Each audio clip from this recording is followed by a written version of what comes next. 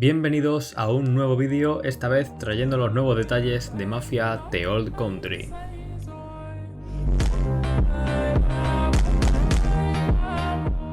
Como ya muchos sabréis, el tráiler de este juego fue lanzado en los The Game Awards el pasado 13 de diciembre, aunque en realidad el tráiler se vio algunos días antes porque fue filtrado en los anuncios de YouTube. Hay que recordar que en este tráiler confirmaron la fecha de lanzamiento del juego para verano de 2025, por lo que estamos a unos 6 meses de poder disfrutar de este juego.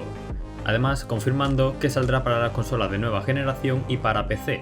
Para quienes no lo recuerden o simplemente no se hayan dado cuenta, el tráiler del Mafia 4 no es lo único que tenemos. También sacaron un teaser hace más tiempo en el que se podían ver cosas interesantes, como que el lugar del juego será basado en Sicilia de principios del siglo XX, en la misma ciudad que la primera misión del Mafia 2 con Vito Scaletta en la Segunda Guerra Mundial.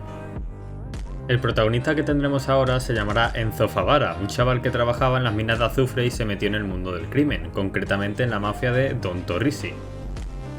Enzo deberá comportarse bien para entrar en esta mafia y según algunas teorías que se pueden ver en internet, es probable que Enzo quiera entrar en la mafia de Don Torrisi para poder estar con su hija, que es esta que aparece en el tráiler.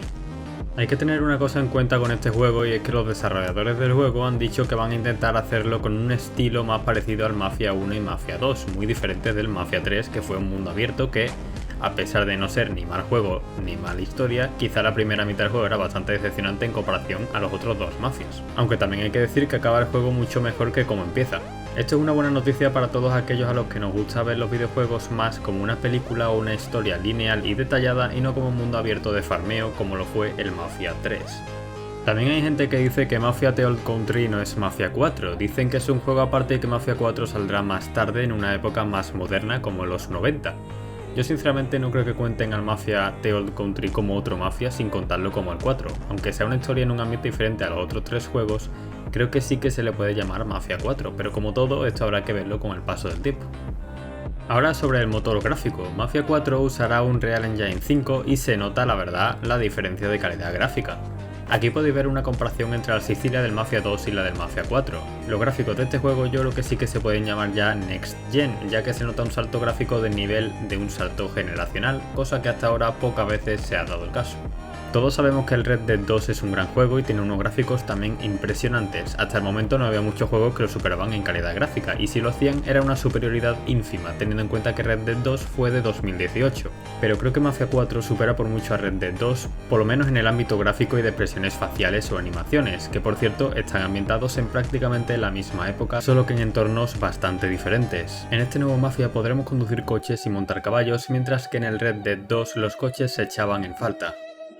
Otro tema importante es el tema del doblaje, y aunque no incluya voces en siciliano o italiano, lo cual es raro teniendo en cuenta que los personajes y el ambiente es de allí, sí estará doblado tanto al inglés como al español, por lo que no harán falta subtítulos. Otra cosa que se me olvidaba comentar es que en la ciudad de Mafia 4, que ya sabemos que será ambientada en Sicilia, ya tenemos confirmado que se llamará San Celeste, esto gracias al Mafia 2 como os dije al principio. Ahora que estamos cerca del final del vídeo os voy a comentar cómo he relacionado Mafia 4 con GTA 6, lo cual de primera parece raro pero no.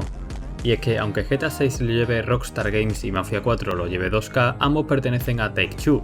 Es por esto que me parece una buena noticia que Mafia 4 salga en verano de 2025, ya que como sabemos GTA 6 está pensado para salir en otoño de 2025. Al ser ambos juegos de la misma empresa, lanzar Mafia 4 en verano y GTA 6 en otoño permite que Mafia 4 no se empañe por la salida de GTA 6, lo cual les interesa como empresa. Si Mafia 4 hubiese sido anunciado para otoño de 2025, ya podríamos ir confirmando el retraso de GTA 6 a 2026, porque lanzarían el Mafia 4 para evitar el vacío que dejaría GTA 6 para finales de 2025 si no se lanzase.